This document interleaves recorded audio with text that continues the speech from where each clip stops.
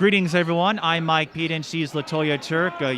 We are here covering the Como Park Minnetonka Academy girls basketball game, and we'll have that full broadcast for you in the coming days on our YouTube channel and on local TV. But there is a pressing matter we wanted to address. One of the games we were hoping to bring you on our YouTube channel was Minnetonka Eden Prairie girls basketball. To put it lightly, that didn't go as planned. Last Friday evening, Eden Prairie put out an announcement saying the game was postponed. Initially, I thought it was another COVID exposure and they had to return to protocols. But after I got home from a game that I was assigned to call, I found out that wasn't the case. Allegations that a Minnetonka girls basketball player used racial slurs against fellow students surfaced, and the resulting developments over the weekend have left Minnetonka in a whirlwind. As of today, Minnetonka's head coach, Leah Dasovich, announced she would step down for the remainder of the regular season. Minnetonka has also postponed games with Edina and Hopkins. That is as much as I can tell you in regards to developments, but LaToya, you and I, we've been talking about this all weekend. You went through a similar episode a few years ago at Roseville when your daughter was subjected to racially insensitive behavior. So I want to give you the floor. When you heard about what transpired and the reaction, not just from the school, but from fellow athletes and teams who stepped forward to support these athletes, what do you make of all of this? You know, even though we've been talking about it just for this weekend, this has been something that's been on my mind for quite some time, even prior to the incident at Roseville with my daughter. As you know, that I was an assistant coach here at Como Park, and we had incidents where there were things that happened that definitely weighed on the side of being racially motivated when we had some teams come in from suburban schools, and some of the comments that the fans would make in the stands. I really think that it's time for us as parents, as a community, to stand up and protect our young athletes. I am so happy to see that the community gathered around this incident and pushed for a change. But not just, we don't want anyone to lose their job. We want there to be an education around what's going on and what's right and what's wrong.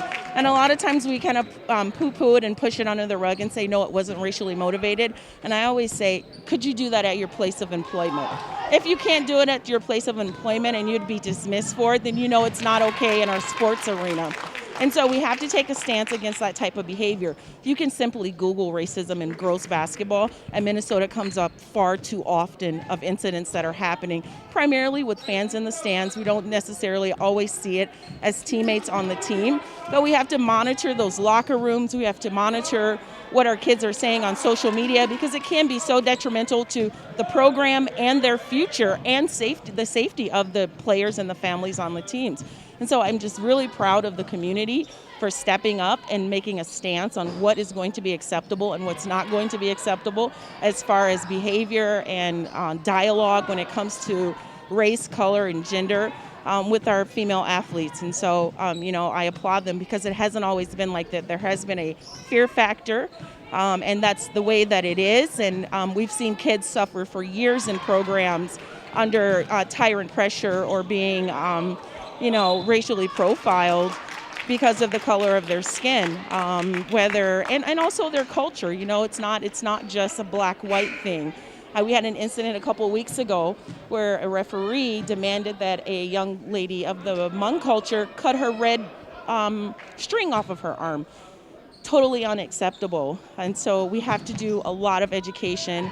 I'm hoping that Minnesota State High School League steps up and does some type of education for our coaches. We do education to keep our kids safe on the floors when it comes to COVID, when it comes to concussions. We also need to understand different cultures, races, and diversity in women's basketball here in the state of Minnesota. Now, we don't have enough information to assign responsibility to any one party, and that's not what this conversation is about. But to your point on the response, I did want to highlight a few examples from fellow Lake Conference teams. Nia Holloway of Eden Prairie put out a statement in support of those athletes and said, anyone in Minnetonka, black or brown or whatever color you are, I'm with you. I'm here to support you. That statement was shared by several of her contemporaries. Hopkins girls basketball put out a similar statement, and Edina girls basketball, who was undergoing racial equality initiatives, they're in their second season of doing so, they put out a similar statement saying, we stand with you, Eden Prairie, we stand with you, Hopkins. They didn't name anyone specifically because their point was, we don't stand for this type of behavior no matter who the perpetrator is. LaToya, you mentioned that wasn't a strategy a lot of athletes or teams put in place a few years ago. How does that signal a shift in tone where you've got young leaders like Nia Holloway, Hopkins girls basketball, we know they're in tune with this. As soon as they saw something that didn't seem right, they took action and reminded everyone what they stand for. Well, you know, the WNBA took a huge stance last summer with their push for equality and to end racism in the sport of women's basketball, with various different initiatives that they took. And our girls are watching and they see it. And so I think that having a leader stand up gives the girls that who aren't maybe not leading the state in scoring or a McDonald's All-American an opportunity to have a voice, because they say, if she can do it, I can do it too. I also think it heavily falls on the fans and the adults that are in the stands, because we have to remember these still are children.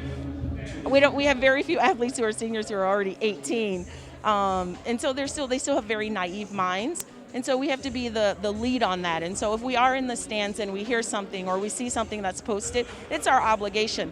A lot of times people will say, well, it's just basketball. We just want to play basketball. I completely disagree. This is a lifestyle. Kids are able to get endorsements now once they go to college. Their futures are riding on this. A lot of them are first generation college athletes. And so this is a very important opportunity for them. And so, you know, one mistake or the taunting, the racial slurs that are being used are just not beneficial for their mental health. And so we have to protect them, not only just physically on the floor, but mentally as well. Now, as of this taping, we know that Leah Dasovich is stepping down for the remainder of the regular season. We don't know if the postponed games will be made up. If we get any updates that we feel will add to this conversation, perhaps we'll revisit this. But LaToya, what are the next steps for Minnetonka? They put out a statement yesterday acknowledging the situation. We haven't heard a response from them since then, but how would you rate the response, and how can they move forward and mitigate the damage? Well, you know, I'm not at the table with them when it comes to making a decision on what the response is. And there's legalities in that because you are dealing with minors. But I do say that making some type of statement of what we will and will not stand for as a member of Minnesota State High School League is important. And racism should not be tolerated under any circumstance. But, you know, at this point there needs to be some education, because even though it's 2022, sometimes with the music that we hear, the things that we see on TV, the games that they're playing, it becomes the norm to be socially disrespectful to people. And that's what we're seeing all across the country. And so there needs to be a re-education that this is not tolerated, which I had thought was initiated at the beginning of the year when we all signed the Minnesota State High School League Creed of Conduct. But there needs to be a reminder that these are behaviors that we just will not tolerate. And again, I don't know who's responsible for what, but as I was processing all of this information that I was getting from Instagram, from official news sources, and from conversations that I had with fellow basketball personalities, one thought came through my head, and this cuts in every direction, both in the initial action and in the response that you got from the likes of Nia Holloway, Hopkins, and Edina. The actions of one can impact the many. Oh, they're so right about that. It just takes one person to stand up and the rest will follow. And those are such strong leaders who issued statements. We saw statements come out of Hopkins. We saw statements coming from Nia Holloway. And that was a huge impact for the community and for the basketball world. Nia Holloway, the co-founder of the Black Student Union at Eden Prairie High School. So that signals what she stands for, what she believes in.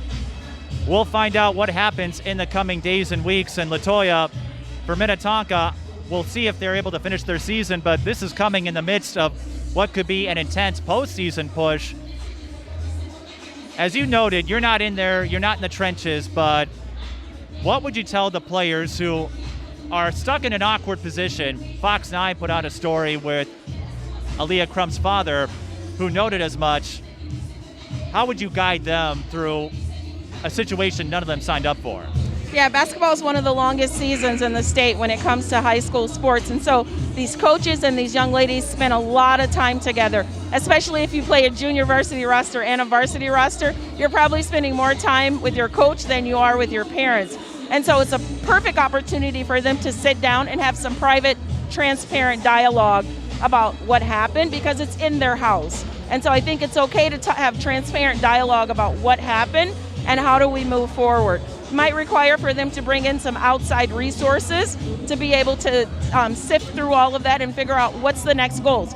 We have to remember that these young ladies are playing for us. And so they should have some choice and some decision making in what happens next. We're cultivating them to be young adults and to handle situations such as. Young adults and young leaders. We'll see what comes next for all parties involved. But I do hope it sends a reminder that this kind of behavior, no matter who commits it, will not be acceptable. And again, props to all of the teams and athletes who have come forward to say as much. Basketball is a family, and we'd like to keep it that way. LaToya, thanks for the conversation. Any final thoughts? No, I just said the Minnetonka girls, they've suffered a couple losses here with their key player being out, and I just want them to know that this is just a season and it too will pass. And so they can be the lead and the change and drive some change for high school basketball for girls here in the state. Well, we certainly thank you for taking some time to hear our conversation. If you have any input or you'd like to pass along this conversation, feel free to do so, because the best way we're going to move forward is continuing this dialogue and continuing to learn. Thanks again for watching.